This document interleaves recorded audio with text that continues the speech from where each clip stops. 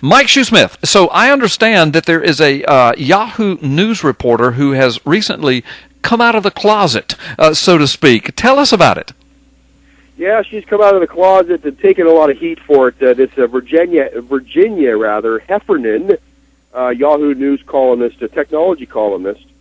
And, she on July 11th, 2013, just a couple of months ago, she wrote an article, Why I'm a Creationist. Oh, no. Right, well, oh, no. yeah, she's taken a lot of heat for it.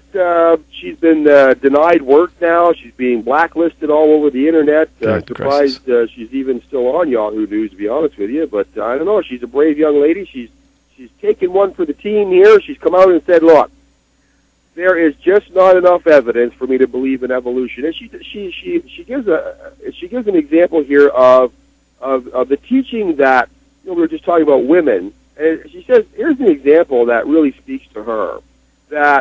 She said first she's taught, well, it's women who are naturally not monogamous, in spite of so essentially, we've been taught the whole time that it's evolution that made women faithful to one man and men wanting to go out and mess around. Mm-hmm.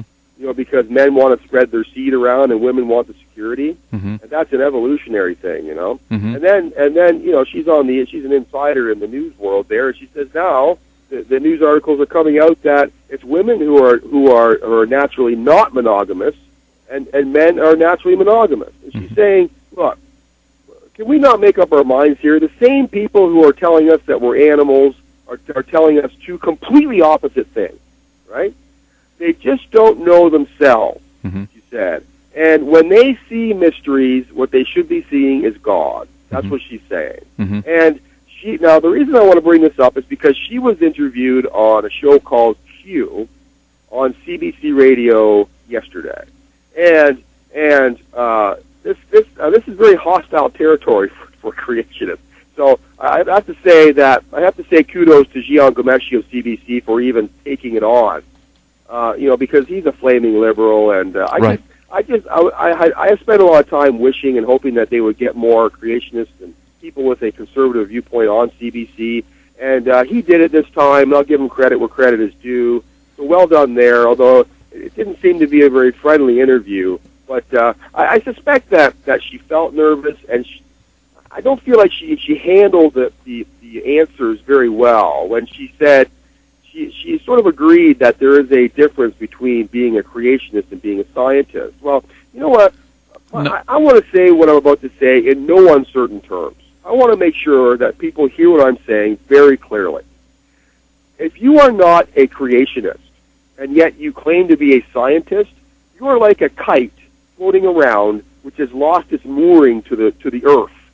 You're just floating around there. You're like this person who you see evidence and you go, well, the evidence points to women being monogamous and men being not monogamous because of this and that. And then the next day you're like, well, women are not monogamous. You're just floating around there. You're like a ship out there adrift without an anchor.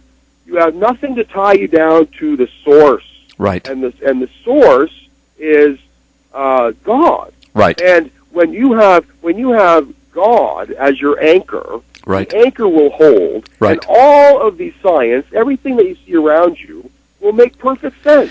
Absolutely. No, that was very well articulated, Mike, and I challenge evolutionists all the time, and I have yet to have one give me a scientific, rational, and valid answer, and I challenge them all the time. Look, present to me one piece of valid, verifiable, observable, demonstrated, repeatable, by the way, I'm just repeating scientific method here, give me one piece of evidence that fits into that scientific method category that macroevolution is scientifically verifiable. In other words, that one kind of creature over millions of years turned into another kind. Now, I know all about evolution within a species. I know that there are many varieties of viruses and bacteria, and they go through evolutionary changes. I know the same as with dogs and cats and horses. I understand that. The Bible speaks of that. Those are genetic codes that have been coded from the beginning of time.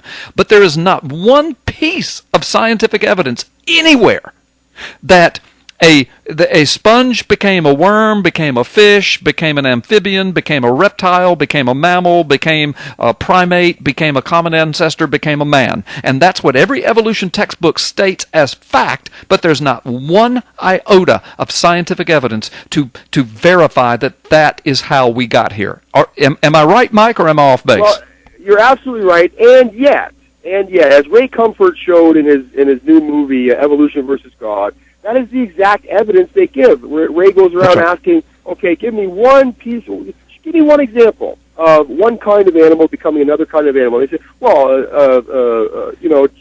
bacteria. Right. Bacteria. Right. Well, okay, so your example of one kind of animal becoming another kind is that bacteria become bacteria? Right, and that viruses become viruses, and cats become cats?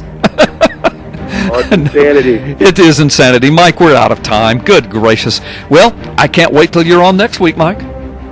ppsimmons@live.com if you want to reach me. I love you guys, and we'll talk to you next week. Okay. God bless you, my brother. God bless you. That was Mike Shoesmith, the executive director of the P.P. Simmons News and Ministry sites. Go by and check that out. I tell you what, the easy place, just go to carlgallups.com. You'll find all the links there to everything on P.P. Simmons, including the syndicated blog spot. Don't forget to check out my brand new book on Amazon. Go check it out. Pre-order it.